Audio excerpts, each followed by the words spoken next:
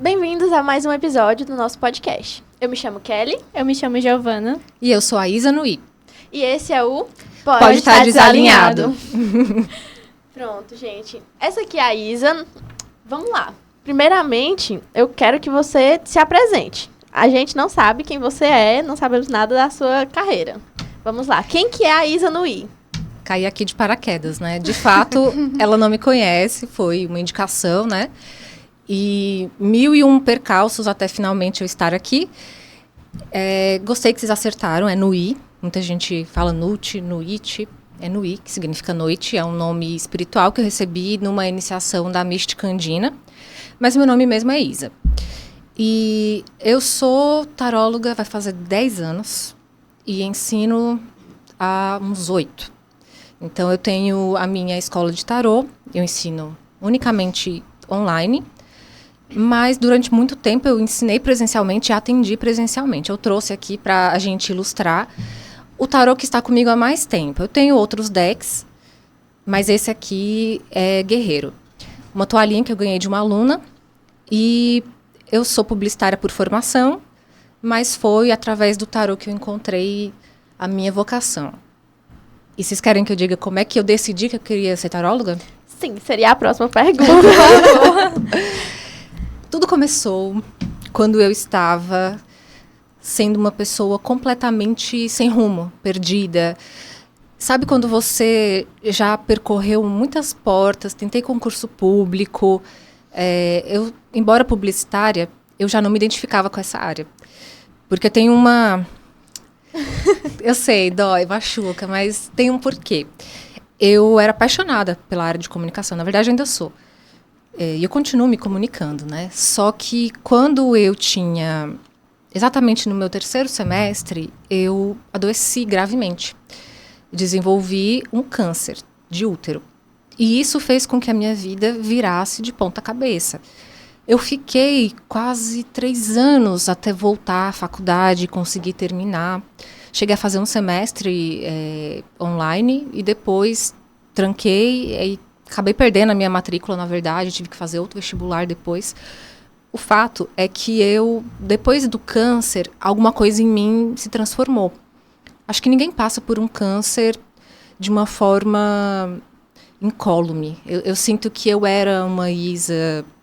muito vivendo no automático, pensando só nos estudos. Eu estudava demais, fazia estágio, grupo de pesquisa, estudava idiomas. E aí, num belo dia, eu não podia fazer mais nada.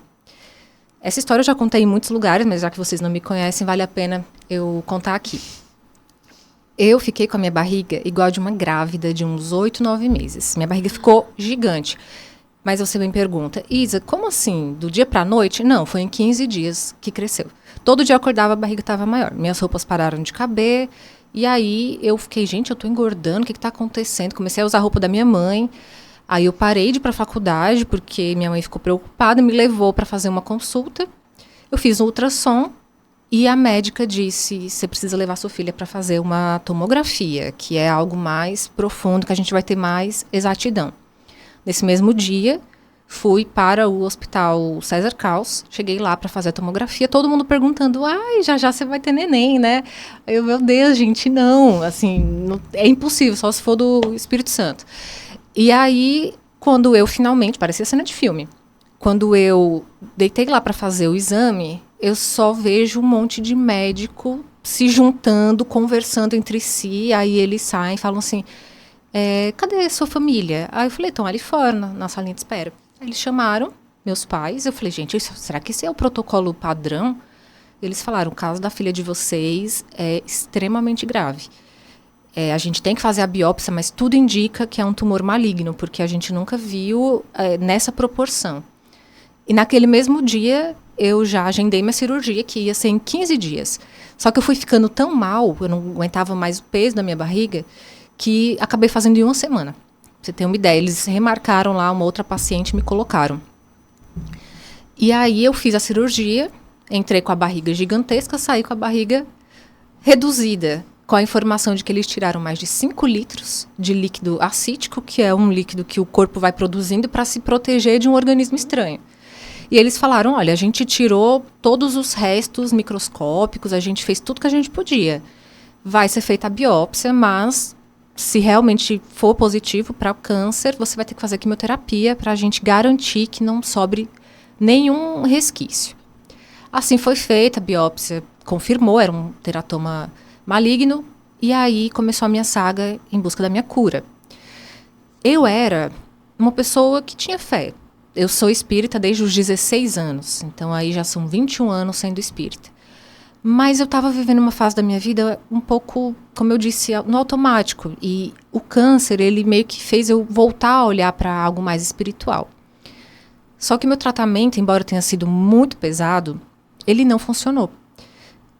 Quando fui fazer a última tomografia para confirmar que o tratamento tinha sido um sucesso, o meu médico ficou chocado. Ele falou, Isa, não só não funcionou, como voltou a nascer tumor onde tinha. Eu falei, mas eu não tenho mais útero nem ovários. Ele, pois é, mas na região onde você tinha, região anexial, direita e esquerda, tá cheio de tumores. E pelo que a gente observa nas imagens, subiu para o umbigo. E aí eu tive que fazer outra cirurgia e estava já chegando no pulmão. Nossa. Era um câncer muito agressivo. Então essa minha cirurgia ela foi bem mais difícil. Eu acabei passando por uma hemorragia. Então eu tive que fazer cirurgia 2 dias seguidos e acordei na sala de cirurgia. Assim, a minha história dá um livro. Quando eu acordei, lá, imagina, não sei se vocês já assistiram Grey's Anatomy, mas simplesmente estava eu na sala de cirurgia, eu abri os olhos, vi um pano que cobria o meu abdômen, então eu só olhava para o pano e os médicos, né? Eu estava com a minha barriga aberta. Eu não vi nada disso, ainda bem. Mas eu sei que eu abri, assim, totalmente desperta. Aí um dos médicos, acho que o anestesiologista, ele olhou pra mim e ele falou, ela tá de olhos abertos. Aí vieram, colocaram uma máscara em mim e eu capotei. Quando eu acordei na UTI, eu achava que eu tinha morrido. E eu não queria voltar a fazer quimioterapia.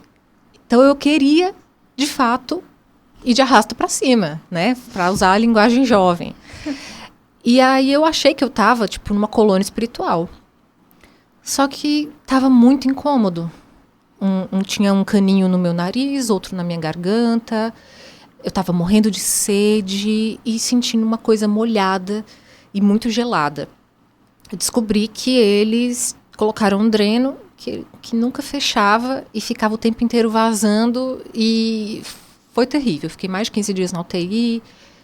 A cirurgia não cicatrizava, demorei alguns meses para voltar. Quando eu finalmente voltei, fiz tratamento. Aí, na época, o Janequine tinha feito um tratamento chamado transplante autólogo de medula e eu fui selecionada para participar. Ainda era muito novo esse tratamento, só que eu precisava produzir células-tronco e eu não produzi uma.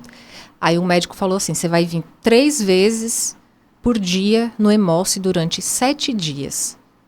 Tomar injeção que estimula as células-tronco. Assim eu fiz. Adivinha? Nenhuma célula-tronco.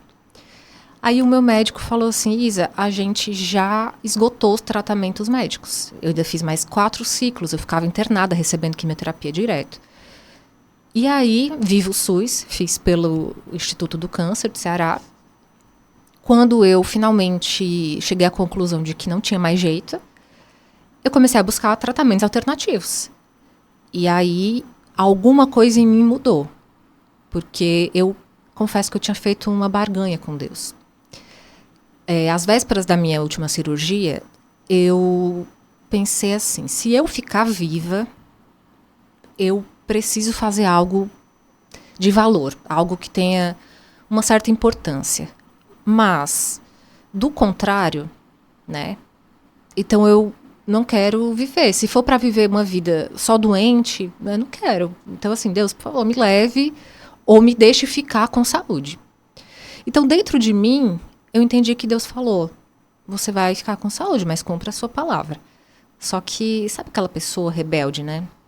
Eu fui rebelde. Eu me curei, só que ao invés de eu espalhar a palavra, eu simplesmente fiquei deprimida. Então, o que aconteceu? Eu fiz tratamentos espirituais, que realmente me ajudaram. Cheguei até a ir para o sul do Brasil, fiz cirurgia espiritual, fiz um monte de coisa. Mas eu não sabia mais quem eu era. Eu me despersonalizei. E a sensação que eu tinha é que uma parte minha realmente tinha morrido. E aí eu não sabia mais voltar para a vida anterior. E aí eu me desconectei da publicidade e propaganda. Só que eu queria o meu diploma. E aí eu pensei, cara, eu vou voltar, vou fazer de novo faculdade para poder pegar o meu diploma e vou fazer concurso público, porque é isso que as pessoas que não sabem o que fazer geralmente escolhem. E aí meu irmão tinha passado num concurso, e aí eu decidi entrar nesse caminho. Nisso eu fiquei alguns anos e até tive uns bons resultados, mas sempre acontecia alguma coisa, eu não era chamada. E aí eu entrei num limbo de depressão muito, muito profunda. E eu estou falando algo muito pessoal aqui, porque eu acredito que isso pode ressoar com outras pessoas, sabe? Então eu sinto que contar a minha história é uma maneira de eu também estar cumprindo com o meu acordo com Deus. Eu estava em Guaramiranga, né, para quem não conhece, uma serra muito bonita. E tem uma parte lá que tem um abismo, que as pessoas vão e tal, é super perigoso. E eu olhava para o abismo e tem aquela frase, né? Quando você olha profundamente para o abismo te olha de volta. E eu sentia assim, caramba, se eu caísse aqui, poderia tudo acabar. E aí opa, isso aqui não tá legal. Eu preciso ter mais cuidado, eu não tô bem, eu preciso de ajuda. Então foi nessa época que eu comecei a fazer terapia. E aí minha irmã é psicóloga e ela atendia num espaço onde tinha uma taróloga. Finalmente cheguei na parte do tarô. Estava eu lá na sala de espera, aguardando a minha irmã sair. Eu olho para o lado, um cartão de visitas de uma taróloga. Kita Soares. Eu senti que eu precisava fazer um atendimento com ela. Eu não sabia nada de tarô. Eu nunca tinha visto uma carta na minha frente. Não fazia ideia. Só conhecia os estereótipos. Liguei para ela na mesma hora e já agendei. 2 dias depois, cheguei lá para fazer a consulta. Foi uma consulta incrível. As cartas que eu ia selecionar parecia que brilhavam para mim. E aí teve uma pergunta em particular. Vou até mostrar essa carta aqui. Não era esse deck que ela usava, mas ela pediu para eu tirar uma carta que representava quem eu era naquele momento. E veio exatamente essa carta aqui, que é a sacerdotisa. E a sacerdotisa, o próprio nome já diz. É uma carta que tem muita profundidade, busca pelo conhecimento, conexão com tudo aquilo que é espiritual, místico, esotérico. E eu sou pisciana, ainda tem mais essa, né? Ela também era astróloga, ela falou assim, você está estudando para concurso? Aí eu falei, tô, mas eu não aguento mais. Eu tinha acabado de comprar uma passagem e feito uma reserva de um hotel para fazer uma prova em Pernambuco. Eu falei, eu não sei como é que eu vou fazer essa prova, eu tô deprimida. Cada vez que eu fazia uma prova, eu voltava pior. E uma parte de mim parece que eu nem queria passar. Eu estava tão perdida.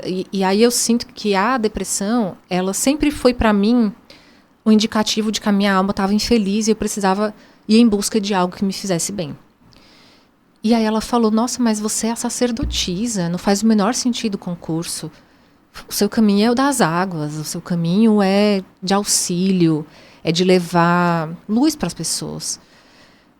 E aí, enquanto ela falava comigo, ela foi me ajudando tanto, ela foi dando um sentido para o que eu estava experimentando, que eu peguei e falei assim, do nada. Eu falei, eu quero fazer isso que você faz. Porque era uma consulta muito terapêutica. Eu não sabia o que esperar. Então, eu adoro atender pessoas que chegam sem saber o que querem. Porque eu tenho a oportunidade de replicar aquilo que eu passei, né? E aí ela falou assim, eu vou dar um curso de tarô. Em algumas semanas, estou só esperando formar o número de alunos. E aí eu falei, já estou na turma. Você sabe que eu vou participar. Aí, assim foi. Quando começou as aulas, eu literalmente não sabia nada. E ela fez uma brincadeira que eu faço até hoje com os meus alunos. Ela pediu para cada aluno pegar uma carta, que iria ser a nossa tarefa de conclusão do curso. E eu escolhi essa. Não sabia qual era essa carta, estavam viradas, né? Que é o mundo. O mundo era a carta que iria se tornar a minha grande companheira. E aí ela falou, agora cada um aqui vai pesquisar sobre esse arcano e vai fazer no final alguma recriação, alguma arte envolvendo essa carta.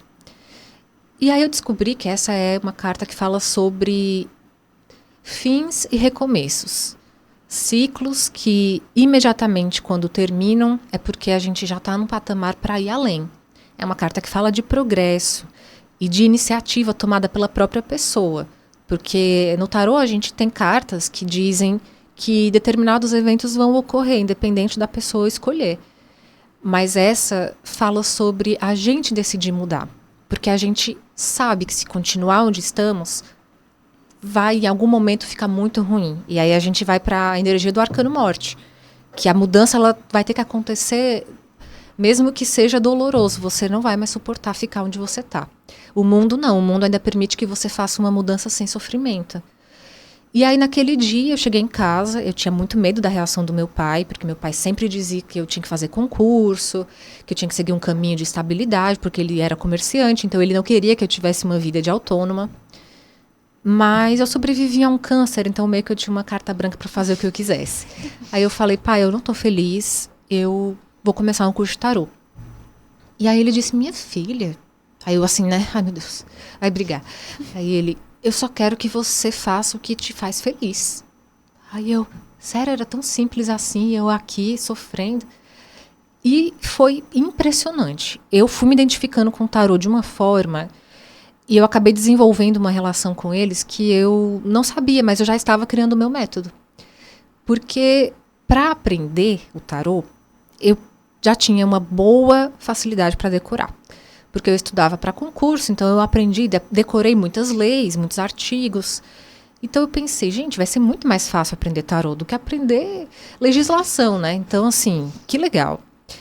Só que eu percebi que não era tão simples, porque uma única carta, ela se manifesta em vários planos. Então tem a carta no amor, na parte espiritual, na parte profissional, na parte mental.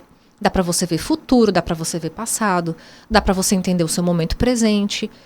E aí foi quando eu decidi que eu não iria tratar essas cartas como meras figuras.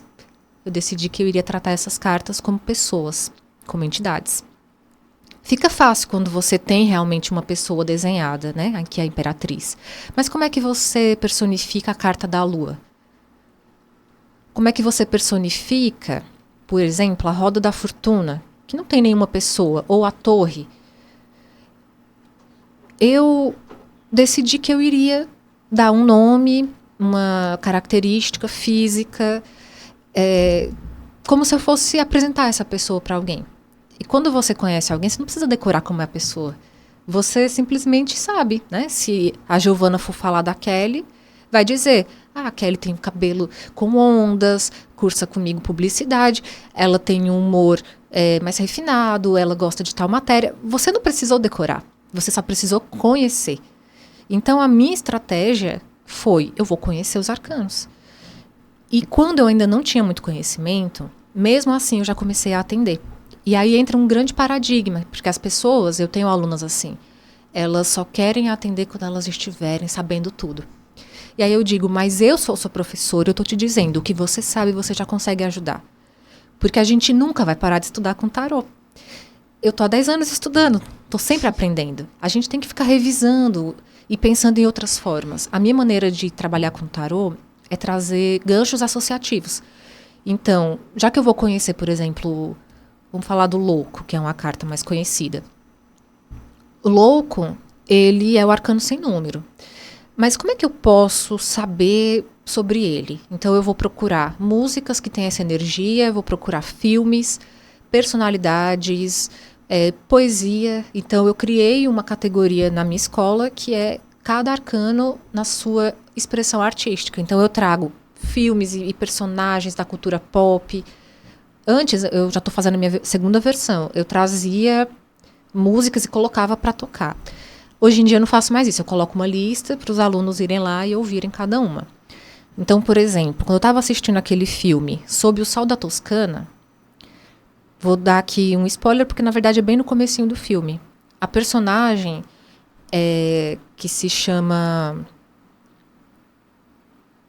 não lembro agora, acho que é Elizabeth, não lembro. É feita pela Diane Lane, a atriz. Ela vai para a Itália fazer uma viagem de turismo e ela passa de ônibus por uma placa falando de uma casa que está à venda. E ela tinha terminado um casamento, tinha sido traída, estava muito magoada. Aquela viagem foi uma fuga. Quando ela olhou para essa placa, ela pediu para descer do ônibus, sem conhecer nada, e ela resolveu entrar na casa que estava sendo quase comprada por um casal. Foi então que, naquele momento, ela se transformou no arcano louco.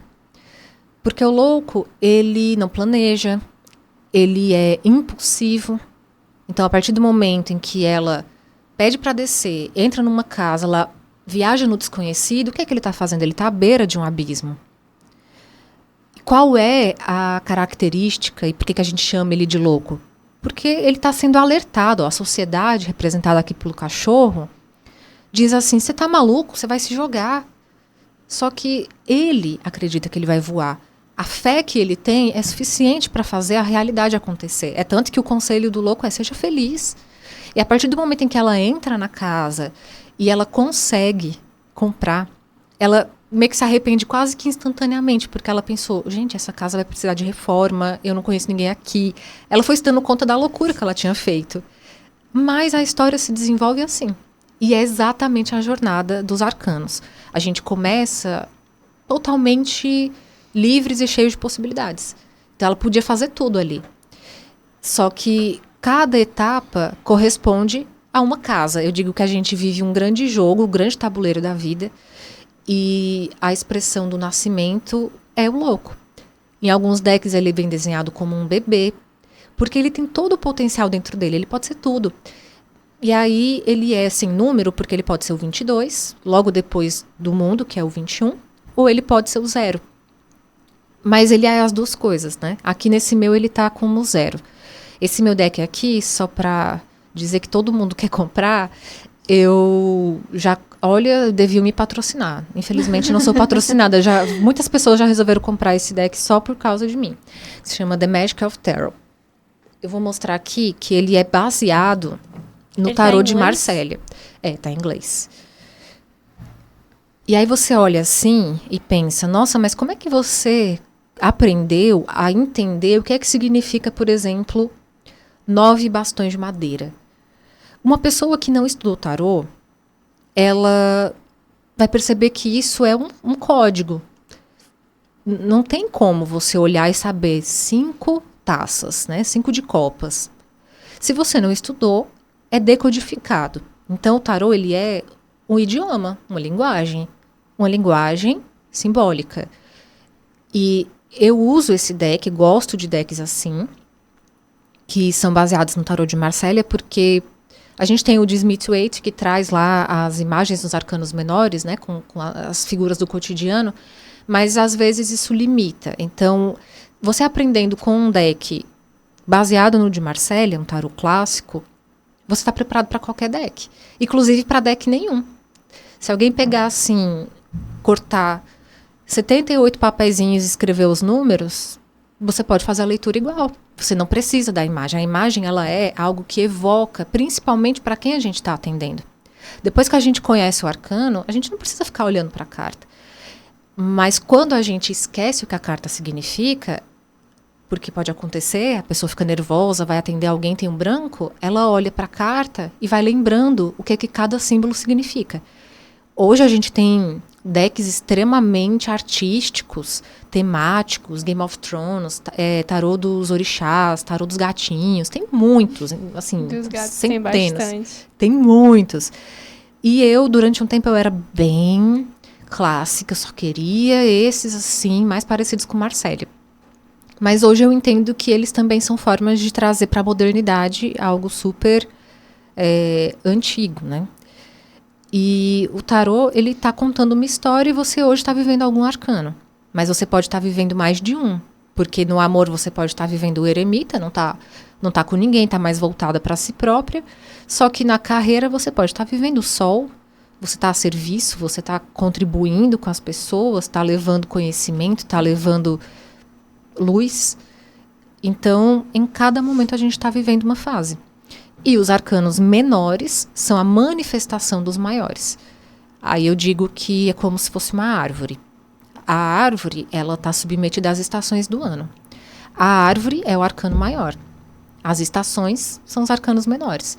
Então, por mais que a árvore seja frondosa, na época do inverno ela fica quase morta. Mas ela tem a sua fase de exuberância na primavera, no verão. E cada arcano vai trazer essa característica para essa árvore. Então, quer dizer que eu posso ter um sol que não é tão solar. Eu posso. Eu posso ter um arcano morte, que, por exemplo, eu adoro esse aqui, que ao invés de ser a caveira, é uma mulher caminhando por uma estrada onde a árvore aqui atrás, ela morreu. E a carta mostra aqui na frente uma árvore nova, que é o ciclo, vida, morte e vida. Então, por isso que eu gosto desse deck, porque ele não traz imagens muito dramáticas para pessoas que eu atendo que às vezes ficam com medo do tarô. É a carta do diabo, por exemplo, que tem lá aquela imagem, né, que remonta à clássica imagem do diabo, com chifres e pé de cabra e não sei o quê. Então, eu tinha consulentes que tinham medo. Eu tenho um deck da Espiral Mística que o arcano diabo é assustador. E esse aqui, olha como é fofo. É justamente mostrando os dilemas éticos, as paixões. Então, tem aqui o anjinho e o diabinho tem aqui. até um acessório assim. Então, o que importa é a mensagem. A partir do momento que você aprendeu o que é o tarô, você conhece os arcanos, você pode usar qualquer outro. Mas eu bato muito nessa tecla. Para começar, o ideal é que você comece com o clássico. Porque, por exemplo, nas minhas aulas, eu abordo o tarô de Marsella e também o de Smith-Waite. Porque ele é o mais usado, né? A gente tem que dar o crédito para ele. Mas depois eu falo, escolha um que você gosta, porque você não precisa colecionar tarô. Eu tenho alunos que têm centenas de decks, elas colecionam. Mas no fim das contas, eu já tive outros, acabei me desfazendo de alguns, às vezes eu ganho de presente. Mas se tem uma carta ali que eu não gostei, eu não vou usar aquele deck. Então, antes de eu comprar um deck novo, eu preciso procurar no YouTube alguém que está mostrando todas as cartas. Porque às vezes acontece da pessoa desrespeitar o ornamento clássico. Por exemplo, aqui é a força. A força tem uma mulher que ela está domando um leão. Eu já vi, nesse mesmo da Espiral Mística, é um homem, então já descaracterizou. Tudo bem, a questão do gênero, mas é importante respeitar que ela não está lutando com esse leão. Ela não está fazendo força. Essa é a grande premissa do arcano. E ele estava brigando e todo ensanguentado com esse leão. Aí você olha para essa carta, como é que você vai dizer uma mensagem coerente com uma imagem que destoa, né? Então tem sim decks que não dá pra gente usar, que você usa apenas como decoração da sua casa, mas para atender eu não conseguiria. Olha só como eu falo, viu, gente? Deixar aqui, vocês não vão nem falar mais. Deixa eu te fazer uma pergunta, Isa. Eu tenho o tarô, só que ele é... Meu Deus do céu, é uma maluquice, que quem vê já fica misericórdia do diabo. Porque ele é todo de caveira e todo preto, mas eu adoro ele e eu consigo visualizar os arcanos. Mas isso não tem nada a ver com a pergunta. Eu quero te perguntar se a gente tem como fazer uma leitura, claro que não completa, mas uma leitura que faça sentido apenas com os 22 arcanos maiores, né? Sim. Todo mundo começa desse jeito. Eu comecei assim. Quando eu falo para as minhas alunas, você já pode ajudar alguém? Então não espere você dominar os 78 arcanos. Comece com os 22 maiores. A gente consegue, principalmente em leituras terapêuticas, usar apenas os 22. Em leituras divinatórias, o detalhamento realmente vale a pena usar os menores. Eu uso eles em conjunto. Eu uso cartas combinadas, né, que é chamado de método europeu, mas eu rebatizei, que eu gosto de trazer o meu toque pessoal. Então, para mim, quando eu quero um detalhamento... Na verdade, hoje em dia eu só jogo assim. Não consigo mais jogar sem ser assim. E meus alunos aprenderam a jogar dessa maneira. E aí, é justamente isso que eu faço. Só que quando eu comecei, eu usava só os arcanos maiores. Aí depois eu fui usando apenas a energia dos menores, sem decorar. Então, eu criei um método. Inclusive, tem um vídeo sobre isso no meu canal do YouTube, Isa Nui, que é como você pode começar a usar os arcanos menores, mesmo sem conhecer, mesmo sem saber o significado de todos eles. Vale a pena, porque para quem é iniciante, é um vídeo que ajuda bastante. Você pode sim fazer a leitura com muitos acertos, usando só os maiores. Não tem problema. O importante é você fazer a pessoa que chegou até você sair melhor do que ela estava antes. Então, não fazer leituras fatalistas, alarmistas, não ir para a parte antiética de falar, de repente, de traição, data de morte, resultado de loteria, diagnóstico de doença. Essas coisas estão no nosso código de ética, eu faço parte.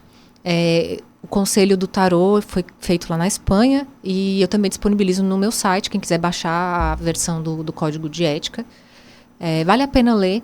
Eu também tenho um vídeo no YouTube, que está bem antigo, tenho até que fazer uma versão nova, que são os assuntos proibidos no tarô, justamente porque tem pessoas que falam assim, eu posso perguntar o que eu quiser. Poder pode, mas deve, né? Será que deve? Será se deve? Eu fico muito nessa porque eu faço leitura. Eu sou a do tarô de Marcélia, ela é do baralho cigano, né?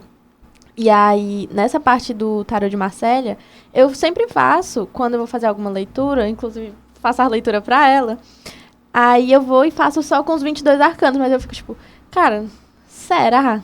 Será se tá certo isso? E aí vem outra pessoa e fica tipo, por que tu não tá usando esses daqui? Só que eu fico, será? Será que devo? Será se eu devo? Você pode combinar com as suas cartas. São muitas cartas, né? Pois é, são muitas. E aí tem gente que acha que só são essas 22. Você pode começar a usar os menores de uma forma...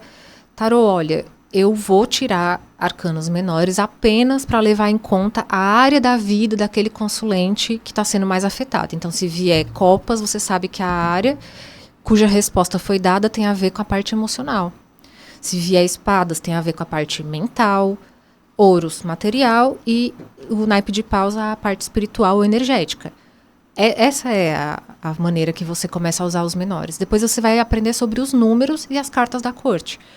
E tudo tem uma explicação. Então, conhecer cada papel social é importante. Estudar a história do tarô, para mim, foi muito importante. Assim, hoje, é importante para ensinar, mas se você não souber a história do tarô, tá tudo bem. O importante é você ajudar. Resumindo, é isso.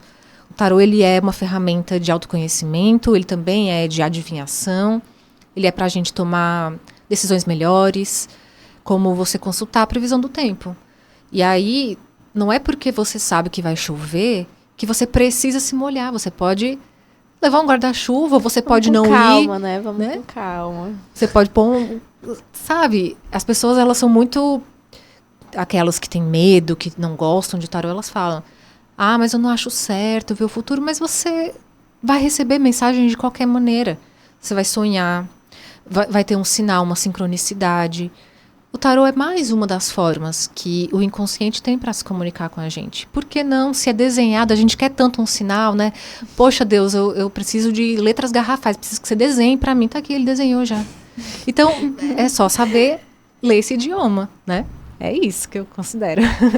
Vamos para final. Quer fazer alguma pergunta? Eu queria perguntar, porque tem as suas consultas também, além do curso, né? E se teve alguma consulta, assim, que te marcou muito, que trouxe algo forte pra ti? Teve. Porque também o tarô, ele foi como você disse, né? Ele é bem de orientação também, né? Pra pessoa. Eu lembrei aqui de um agora, faz bastante tempo. E aí a gente vê a responsabilidade da profissional que interpreta as cartas, que eu gosto de chamar de mensageiro dos arcanos. Era uma pessoa que ela estava num emprego onde ela estava muito infeliz e ela poderia mudar de vida totalmente, que era pedir demissão, usar o dinheiro que ela tinha juntado para viajar para a Europa e tentar uma oportunidade lá. Ou seja, imagina a sua responsa de dizer para ela, faz isso. Aí ela vai lá, pede demissão. Eu precisava que o tarô desse uma resposta muito clara. Porque se ficasse assim meio dúbio, porque a gente tem respostas que às vezes são inconclusivas. E aí eu criei um método chamado diálogo com as cartas, que é para evitar você não saber o que dizer para a pessoa. Mas ainda assim tem coisas que eu digo, olha, não dá para a gente ver, porque tem outras energias envolvidas, tem muitas pessoas, por exemplo, resultado de concurso. Eu já consegui fazer leituras de resultado de concurso, mas se a pessoa ela recebeu ali uma indicação de que ela vai ser aprovada, às vezes ela muda o resultado porque ela se acomodou, ela parou de estudar. Então o tarô fez uma leitura baseada no empenho que ela estava tendo até ali. Por isso que isso é muito complexo, né? E aí essa minha consulente, ela, como eu pedi pro tarô, eu faço sempre uma preparação, eu medito e tal. E aí eu pedi, tarô, me mostre de uma forma que eu não tenha a menor dúvida, porque eu não posso prejudicar essa consulente. E aí, quando eu perguntei o que é que vai acontecer com ela, se ela pedir demissão e realmente for para a Europa. E aí veio o sol. Naquele momento, eu descansei e falei para ela, você está feliz hoje no seu trabalho? Ela, não. Eu falei, o tarô está dizendo que você tem que buscar onde você possa brilhar, porque o sol tem a ver também com propósito. O sol, ele não é sobre ser o centro, é sobre ele manter a vida. É ele que ilumina. Sem ele, a gente não tem como viver aqui na Terra. Então, você está, de repente, guardando a sua luz dentro de uma gaveta. Esse trabalho não explora o seu potencial. E fez todo sentido. E depois eu recebi o feedback e ela foi para um país específico, conseguiu trabalhar na área que ela queria e eu fiquei muito feliz. E foi assim, ela estava precisando só de um empurrãozinho, sabe? E o tarô foi justamente para confirmar. Muitas pessoas chegam ao tarô porque elas precisam só de uma confirmação. É tanto que às vezes a pessoa fala, nossa, era exatamente o que eu já estava imaginando e tal. Então me marcou muito isso. Uma outra também que estava estudando para concurso há muito tempo e ela queria saber, eu tenho alguma chance de passar porque eu já estou perdendo as esperanças. E eu não gosto de fazer leitura sem prazo. Essa também é uma das coisas que eu estabeleci. Você pode fazer sem prazo? Pode, mas aí o tarô ele é muito mais voltado para o momento presente. Pelas minhas pesquisas, porque eu era muito acadêmica, então eu trouxe esse meu jeito para o tarô. Apesar de ser algo que, não é científico, mas eu nem quero que seja. Muita coisa que é boa não é científica, então tudo bem. E aí, o que eu fiz? Eu determinei que no máximo eu iria perguntar 1 ano. Só que para ela, eu falei assim, eu não vou colocar 1 ano, eu vou colocar 2 anos. O prazo máximo que eu vou me permitir aqui colocar. Mais que isso, deixa a critério, você pergunta de novo no próximo ano. E pela forma que eu organizei a tiragem, o tarô me mostrou que ela iria sim passar. E tudo indicava que ela não continuaria morando em Fortaleza. Porque ela tinha algumas cidades onde ela gostaria de ir. E aí eu falei, olha, você vai provavelmente passar para um outro estado. Eis que alguns meses depois, eu até publiquei esse depoimento na ocasião, ela falou, Isa, fui aprovada para o Rio de Janeiro. E aí eu fiquei muito feliz também, porque cada vez que isso acontece, isso reforça o nosso propósito, né? O tarô é um caminho de levar realmente conselhos. E a pessoa ela não está ali usando o tarô como um amuleto, ela está indo ouvir a si própria, o jogo é dela. Às vezes eu falo, o que você vê nessa carta? E aí a pessoa ela pode não saber nada sobre o tarô, mas geralmente ela vai falar algo, ela, nossa, eu lembrei da minha mãe. Poxa, a Imperatriz tem tudo a ver com a mãe. Aí teve uma que eu peguei, que era o Imperador. Aí ela falou assim, nossa, eu lembrei do meu marido. E um marido dominador, não sei o que, características do arcano. A pessoa, ela tem como saber algo. Porque esses símbolos, eles estão no nosso inconsciente coletivo. Imagina, séculos, quase 7 séculos de história, né? Então, esses símbolos falam. E é muito isso, a gente até conversa sobre como a leitura do tarô, ela é presente. Ela é o presente, ela não é nem o passado e nem o futuro.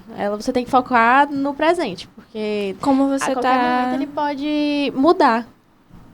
Porque vai depender das suas ações, né? Exatamente. Da maneira como você reage também. E ele pode te ajudar justamente dizendo assim, você tá de um jeito que se você continuar assim, as coisas vão dar muito errado. E a pessoa, por isso que ele envolve autoconhecimento, ela tem que estar preparada para ouvir verdades dolorosas. Não tem como desver. Depois que você se consultou e você ouviu aquelas verdades, você vai procurar outras tarólogas para tentar encontrar alguém que diga algo diferente, algo que você goste de ouvir. E aí entra numa parte curiosa. Eu não aceito ver consulta de ninguém. Se a pessoa me procurou e fala assim, não, eu queria te mostrar como foi a consulta de um tarólogo que eu consultei, aí eu não quero saber. Eu não quero me influenciar pelo que ele disse e não vou avaliar porque é antiético, é o trabalho de cada um. Inclusive, quando a pessoa faz isso, eu já sei o tipo de consulente que ela é. Então, hoje eu já estou numa situação que eu posso escolher não atender pessoas, eu não trabalho pelo dinheiro. Tem consultas que eu não tenho vontade de fazer, não faço, encaminho para minhas alunas, mas, basicamente, eu sinto ali, aquela pessoa, ela tá com uma curiosidade boba, ela quer saber traição. Não, se você quiser saber isso, só isso, o tarô, a consulta que eu faço, ela não vai te ajudar. Porque eu posso ver se a pessoa tá traindo, mas eu jamais vou dizer. E isso até já foi caso de polícia, né? Não sei se vocês sabem, mas já aconteceu, de uma pessoa dizer que o marido estava traindo, e aí ela chegou em casa, brigou com ele, e o cara era perigoso, procurou a taróloga, e inclusive hoje ele tá preso, né? E aí a taróloga apanhou, enfim, uma coisa horrível. E tem outros relatos. Eu não vou me comprometer, porque eu também não tenho a certeza absoluta. Eu não tenho uma foto, eu não tenho uma gravação. Eu posso, por exemplo, dizer para a pessoa assim, ele tá pensando, ele tá repensando a relação, ele não sabe se ele ainda quer continuar. A gente consegue ver isso. Não tem por que plantar ali um veneno, uma semente maligna. O tarô, ele pode ser o que você quiser dele, mas eu escolhi trabalhar com a ética e sempre pensando em deixar as pessoas melhores. Eu prefiro ajudar alguém, de repente, a fazer as pazes, ou ela buscar um outro relacionamento que a contemple, e não ela ficar dentro de uma situação que não faz sentido. É empoderar as pessoas. Tem gente que se vicia, né? Eu tenho uma consulente que mês sim e mês também, ela vem para perguntar as mesmas coisas, e aí eu vou sugerindo mudanças, outras abordagens, porque a pessoa ela fica assim, não, mas eu quero saber se isso vai acontecer, isso e aquilo, e eu poderia não falar nada, né? Tô recebendo meu dinheiro, meu pagamento ali, mas eu nunca gostei de tratar o meu trabalho como algo muito comercial, embora eu ganhe bem para fazer minhas consultas, né? Hoje eu me permito cobrar um valor maior, mas quando é sobre isso, eu vou trabalhar pelo dinheiro, eu não trabalharia. Se fosse só para ficar falando, tá traindo ou não tá, essas jogadas assim que a gente vê no TikTok, assim, sem critério, sem preparação, eu não me vejo assim. Embora não tenho nada contra. Tem até amigas que fazem. Pronto. E aí, pra gente finalizar aqui, que a produção já tá chamando pra ir embora. Tem como a gente fazer uma leitura rapidinho? Tem. Eu pensei da gente fazer, de repente, uma leitura sobre o caminho profissional, o podcast, não sei, alguma coisa nesse sentido. O que vocês acham? Pode ser. Ou alguma de vocês tem uma pergunta específica, quer um conselho? Eu tô envolvida aí com o negócio da espiritualidade. Aí, assim, quero saber se... Porque eu tô tendo vários sonhos. Eu falei até no episódio passado que eu tô entrando agora no mundo do espiritismo e da Umbanda. Então, eu tô indo assim, ó. E aí, o que eu quero saber? Se eu tenho que continuar e o que eu devo fazer? Porque eu tô tendo vários sonhos, eu tô tendo vários lapsos, assim, de, tipo, indicações. Mas eu não faço a menor ideia do que fazer com esses sinais. Você tá tendo uma expansão mediúnica, né? Provavelmente esses sonhos... Qual é o teor deles, assim? Aparece alguma entidade que fala com você? Como que é? Apareceu no primeiro sonho um cara que, não estereotipado, mas realmente como ele é dito nos estudos, o Seu Tranca-Rua. Ele apareceu falando que era ele e falando várias coisas. Mas pra mim o que ele tava falando era budejo, porque eu não tava entendendo absolutamente nada. Desse jeito. Faltou ali o tradutor, né? Faltou. Tá. Eu vou perguntar pro tarô como é que está hoje o seu campo espiritual e o seu desenvolvimento. E eu vou pedir um conselho, já que você quer saber o que você deve fazer. Sempre que a gente coloca esse verbo, o que eu devo fazer, a carta que vem, ela diz como você deve agir. Então, o conselho é agir como um arcano. Então, eu tenho algumas manias. Eu tenho isso de friccionar minhas mãos, de aquecer. E ok, vamos lá.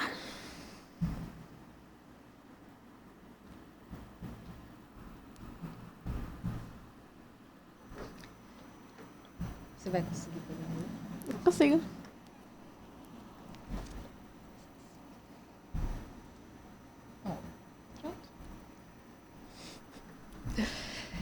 Você vai pegar 2 cartas daqui e 2 daqui. Geralmente com a sua mão não dominante. Então, se você é destra, você pega com a esquerda, que se relaciona com o lado direito do cérebro, que é o lado mais artístico, mais intuitivo. Tá bem longe, né, pra ti? Essa.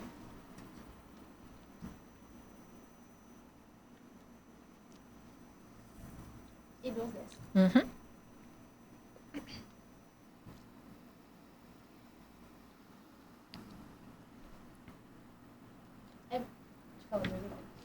É muito aquele negócio de a carta tá brilhando pra você, né?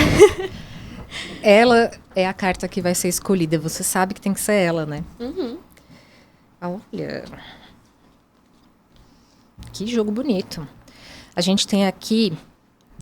Eu faço meus combinados, né? Então, eu pedi pro tarô me mostrar aqui. Nessa combinação que veio a estrela com o cavaleiro de paus.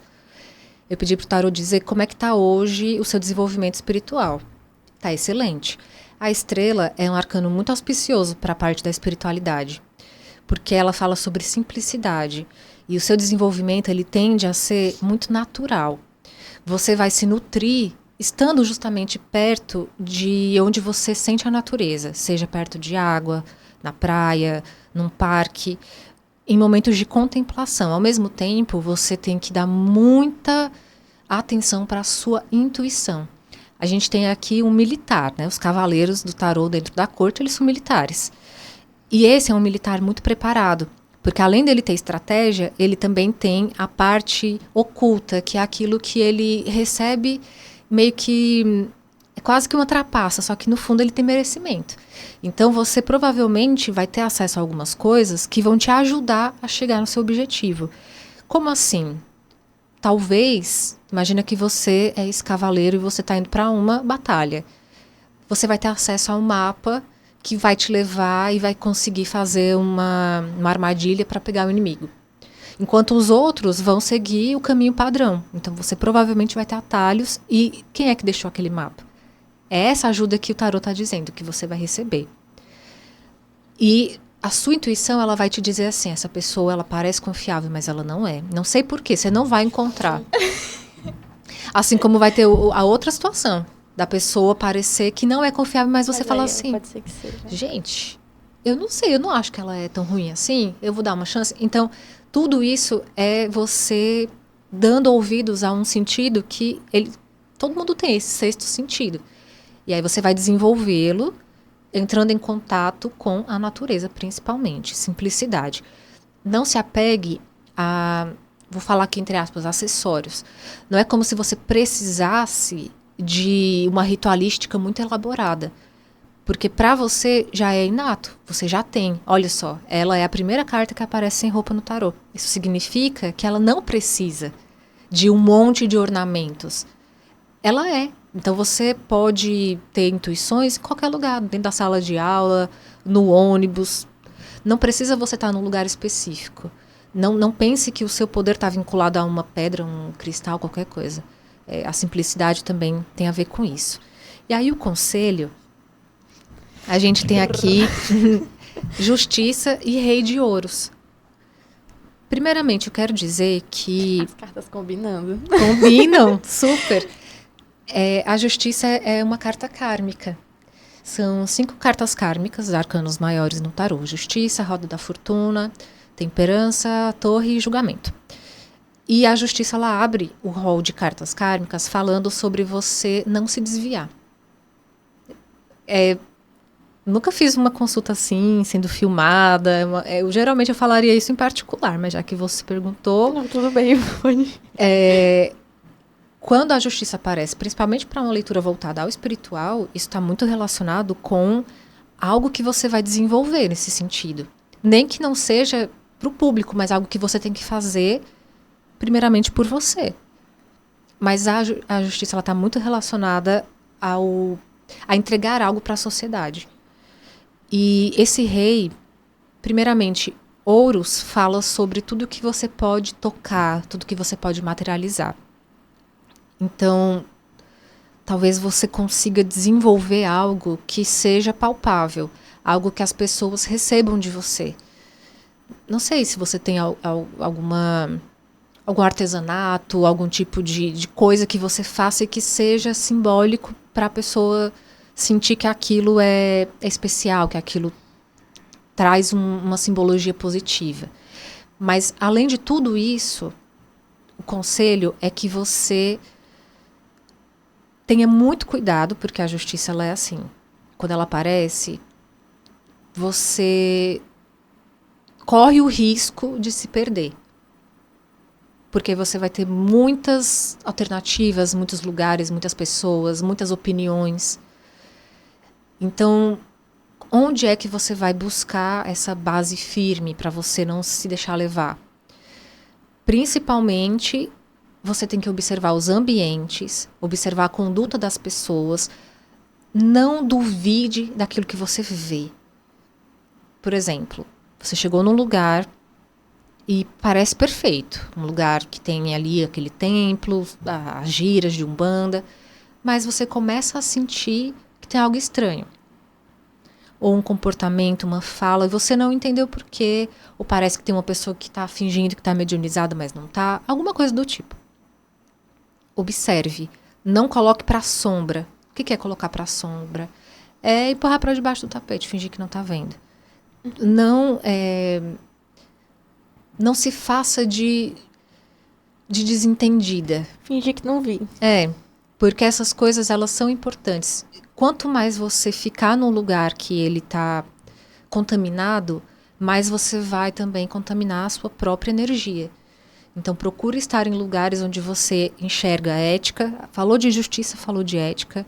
Falou de agir de uma maneira disciplinada. Então, é importante que você estude. Não fique só no deslumbramento. Também tem a ver com isso. O material é estudar. Se você está conhecendo o espiritismo, tem cursos, tem livros. Você sabe o que você tem que fazer. E isso vai gerar frutos lá na frente. Você está só começando. Você é muito novo. Mas que bom que você já acordou para esse caminho agora. Vai desenvolver Tô bem. tranquilo então, tá tudo tranquilo, galera. Vem aí, hein? Kelly mediúnica? Vem algo muito forte. Tô sentindo. Vem aí. Vem aí. E aí? Eu queria fazer uma pergunta.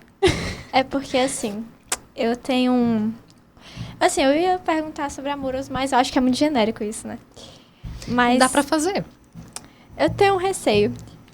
Mas tem algo ultimamente que eu tenho um problema muito grande de começar coisas, querer fazer muitas coisas e não fazer nada. Ou se eu começo, eu paro no meio do caminho. Nossa, é um mago. Se sair o mago agora, eu dou um grito. E, tipo assim, no momento eu tô desempregada. Foi aquele negócio que você falou também sobre o curso, né, publicidade.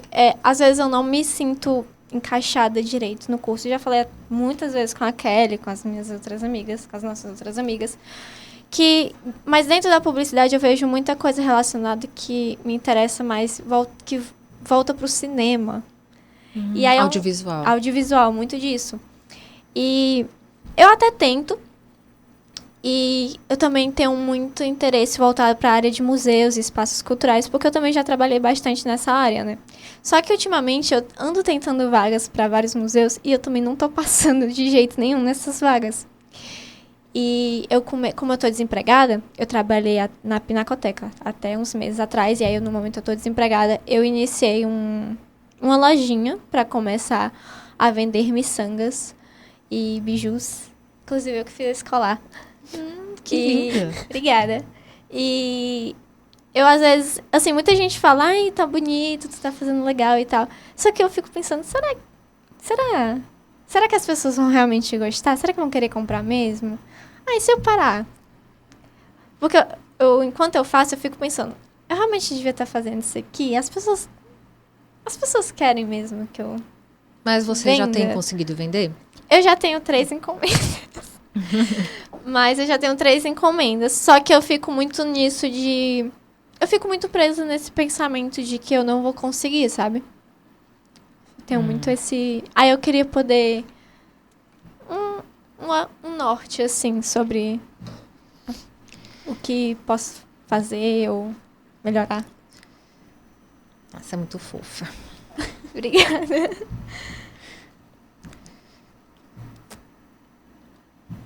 Inclusive, tem vaga na Unifop para as bolsas filantrópicas. 2 vagas de cinema. Queria tentar.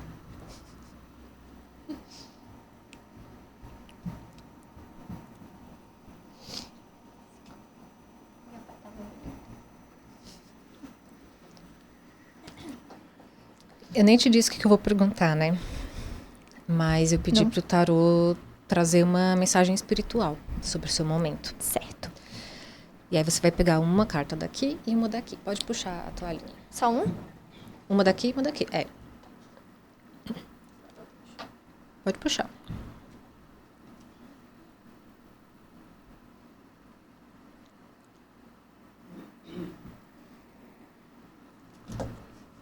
Tá longe.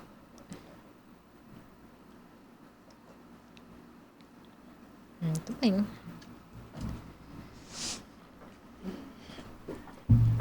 Vamos lá. O que o tarô revelou aqui? A gente tem a sacerdotisa e o 2 de ouros. O que acontece, Giovana?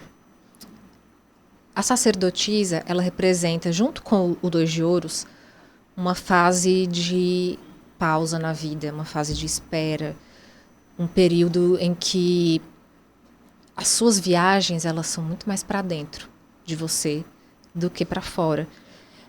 O que a espiritualidade está dizendo é que talvez você não esteja sendo aprovado em nenhum lugar porque talvez uma parte sua não esteja tão certa do que deseja. O 2 de ouros é um impasse, mas ele não é um impasse assim, nossa, que difícil. Ele significa que você vai superar, mas você ainda não está pronta para superar. Porque quando você fica mudando de ideia, e isso é normal. Você tem quantos anos? 22. 22. 22 arcanos do tarô. É normal que você mude de ideia. Você está querendo tomar uma decisão que vai definir a sua vida inteira. Então, não se preocupe, você vai ainda mudar de ideia muitas vezes e não tem problema. Você pode errar, você pode mudar sua rota. Quando você está fazendo as miçangas e você pensa, será que as pessoas querem? Você falou que tem 3 encomendas. Me parece que as pessoas querem. Como você vai promover isso? Alguém está dizendo que você precisa ser conhecida? A Giovana que faz miçangas? Não. Isso é um talento seu. Nós podemos usar muitas frentes para desenvolver as nossas habilidades. Isso é uma coisa, é uma fonte de dinheiro. Assim como você pode, por exemplo, já que você gosta da área do audiovisual, como você poderia, por exemplo, fazer um freelancer editando vídeos? Não sei se você gosta dessa área de edição. Ou não sabe editar, tem cursos gratuitos no YouTube. Aprender coisas novas. O que é que você tem para oferecer? Porque a partir do momento em que você se posiciona, e é uma maneira que a sacerdotisa se posiciona, muito hesitante sobre quem você é, as próprias pessoas vão olhar para você e vão falar, ela não está pronta. Ela não sabe o que quer. E quando você olha para alguém que está determinado a chegar a algum lugar, essa pessoa te inspira. E no momento, você que está buscando inspiração. E é óbvio, você é muito nova, você está com dúvidas sobre o seu curso, a questão do desemprego, tudo isso te deixa insegura e baixa a sua autoestima. Mas isso não significa que você está vivendo uma fase à toa. Porque a sacerdotisa, ela representa um período é muito fértil. É como se você tivesse nesse momento se transformado numa semente e a vida está fazendo você germinar. De fato, você não está pronta. Você não sabe onde você quer chegar. E como é que você vai descobrir? Testando caminhos. E você pode mudar de ideia. E você pode voltar para uma coisa que você tinha desistido. Eu pensei em muitos caminhos. Eu testei várias coisas. Já vendi Mary Kay. Já abri lojinha de maquiagem. Eu já fiz tanta coisa. E hoje, por exemplo, eu estou muito apaixonada pela área de tecnologia. Eu considero fazer outra faculdade nessa área. A vida é infinita. Seja curiosa com a vida. Não pense que você, com essa idade, já conheceu tudo que pode te fazer feliz. Talvez a sua felicidade esteja em algo que você ainda nem cruzou o caminho. E estar desempregada é uma oportunidade de você se descobrir. Porque se você ficasse sempre ali, como você iria saber mais sobre os seus potenciais? Então aproveite essa pausa. Você está num período que é como se você... Vou dar um exemplo bem bobo. Mas você vai comprar seu carro e aí você quer um carro que seja branco. Quando você vai comprar, te dizem que não tem esse carro branco. Mas ele vai chegar. E aí você escolhe esperar por ele. Você não precisa desistir de comprar o carro, você não precisa abrir mão de que ele seja branco, porque você já idealizou. Enquanto isso, você pode conhecer outros modelos, fazer outras coisas, mas espera, esse carro vai chegar. E enquanto você espera, esse mergulho para dentro é crucial. Então, se reconectar com a sua espiritualidade, fazer diários para você entender os seus percursos, o que você gosta, o que você não gosta. Às vezes é mais fácil a gente descobrir o que a gente não gosta. A publicidade tem partes muito ruins. E aí, será que dá para você abrir mão disso e continuar no curso? Ou isso é intransponível para você? Você não precisa ficar onde você está desconfortável. Ninguém está dizendo que você precisa. É sobre você se olhar no espelho e falar assim, eu estou em busca de mim. Eu quero me tornar quem eu nasci para ser. Como já dizia o Leminski, isso de querer ser quem a gente é ainda vai nos levar além. Então, a sua busca agora é essa. Eu quero ir em busca de quem eu nasci para ser. Beleza? Obrigada. De nada. Gostaria de poder dizer algumas outras coisas, mas acho que o que você precisava ouvir era isso. Precisava mesmo de uma chibatada na cara desse jeito. Calma lá. Bom, a gente tá aí com 2 horas e 52 minutos. Tô brincando. Mas, Isa, eu agradeço muito você ter vindo participar aqui com a gente. Foi é um ótimo. prazer enorme. Muito obrigada pelos seus conhecimentos gigantescos, a sua história magnífica. E pedir que as pessoas entrem, né, no Instagram, no YouTube. Tudo é Isa no I. YSANUIT. Isso mesmo. Show. E a Isa tá fazendo curso, como ela falou, né? E aí, se alguém tiver interesse, pode estar entrando em contato com ela lá pelo Instagram. Tem o... Inclusive, bem lembrado, quem chegar até a minha escola através desse podcast, eu vou dar uma bolsa de estudos de 50% de desconto. Olha só, gente. Meu Deus do céu, que presente gigantesco, viu? Muito obrigada. A gente chegando lá, eu assisti. Vocês também, então podem também. Tem problema. Vai ser maravilhoso ensinar vocês. Ai, pense. Meu Deus do céu, que maravilha.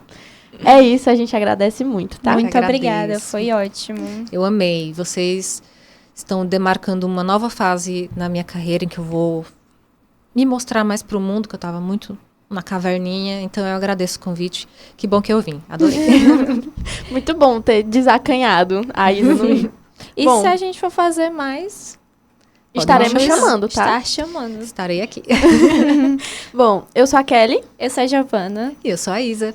E esse foi o Pode Estar Desalinhado.